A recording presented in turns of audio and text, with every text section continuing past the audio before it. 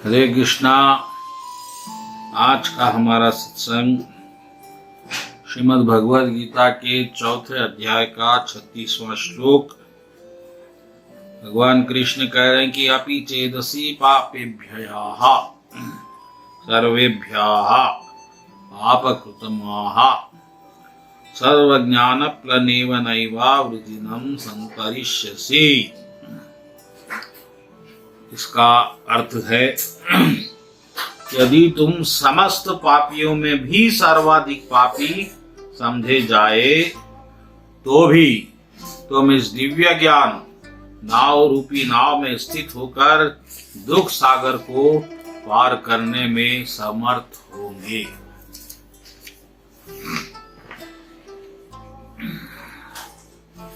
तो भगवान कृष्ण यहाँ पर अपि चेदसि पापेभ्यः सर्वेभ्य पापा, सब पापियों में भी तुम अगर बहुत बड़े पापी हो तो भी घबराने की कोई जरूरत नहीं है, क्योंकि भगवान कृष्ण कह रहे हैं कि सिर्फ ज्ञान की नाव में बैठ के तुम इस पाप रूपी सागर को पार कर सकते हो, दुख रूपी सागर को पार कर सकते हो। अब प्रश्न यह है कि ज्ञान का पाप के साथ क्या संबंध है? ज्ञान की अग्नि पाप को कैसे जलाकर भस्म कर सकती है? इसका कोई तो संबंध होना चाहिए, और अगर संबंध पता चल गया तो आप निश्चित और शांत हो जाएंगे। वरना आपको आपका अहंकार इस बात से सताएगा कि आप तो बड़े पापी है, आप भगवान के पास नहीं जा सकते। इस धारणा को भगवान गलत बताते हुए कह रहे हैं कि तू पापी भी नहीं, पापियों में बड़ा पापी है, लेकिन तुझे कृष्ण भगवान की कृपा से या गुरु कृपा से ज्ञान मिल गया है भगवान का। उस मात्र ज्ञान मिलने से तुम इस दुख रूपी सागर को पार कर सकते हो। तो ऐसा भगवान ने क्यों कहा, और ज्ञान का पाप मिटाने से क्या संबंध है, इस बात को समझ लो। अज्ञान ही पाप है, इसका उल्टा अर्थ भी निकाल लो कि अज्ञान में आप कुछ भी करिए वह पाप ही होगा, और ज्ञान में कुछ भी करिए वह पुण्य ही होगा। सीधा सा अर्थ है, क्योंकि अज्ञान में आप जो भी करेंगे वो अपने अहंकार के वश में करेंगे, और ज्ञान में आप जो भी करेंगे वो भगवान के लिए करेंगे। बस इतना सा फर्क इस श्लोक का। अज्ञान में आपने दान किया, धर्म किया, पुण्य किया, व्रत किया, तीर्थ किया, ना जाने क्या क्या किया, लेकिन उससे क्या होगा? आपके अहंकार को रस मिलेगा। आपका अहंकार आपको बार बार बताएगा कि आप कितने बड़े ज्ञानी हैं, कितने बड़े दानी है, धर्मी है, तीर्थी है। लेकिन जब आप ज्ञान में आ जाएंगे और जब आपको ये पता चलेगा कि परमात्मा ही करता है, आप तो कुछ कर ही नहीं सकते, उस वक्त आपका अहंकार रस लेने के काबिल नहीं रहेगा। आपका अहंकार अपाहिज हो जाएगा।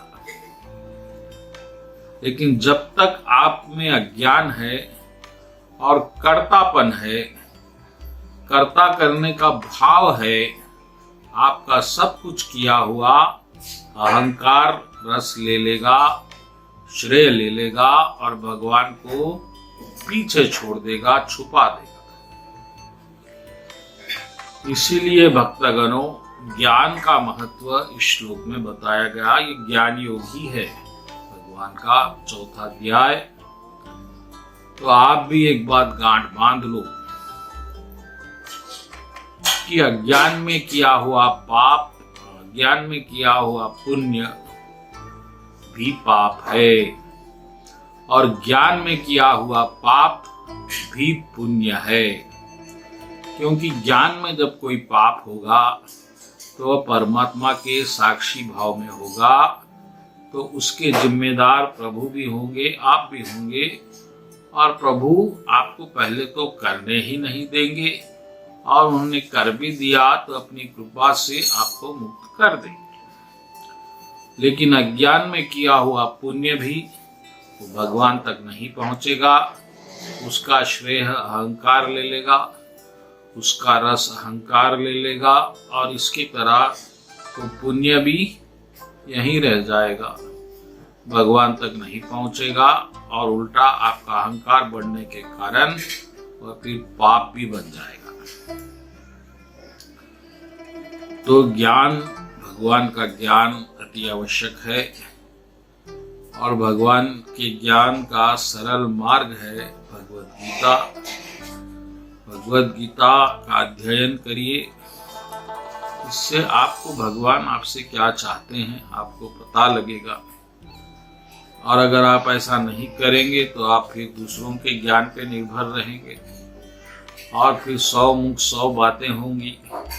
कोई कहेगा ये सही है तो कोई कहेगा वो सही है, और आप किसी को समझने में सक्षम नहीं रहेंगे, और ना ही भगवान को सही तरह से समझेंगे।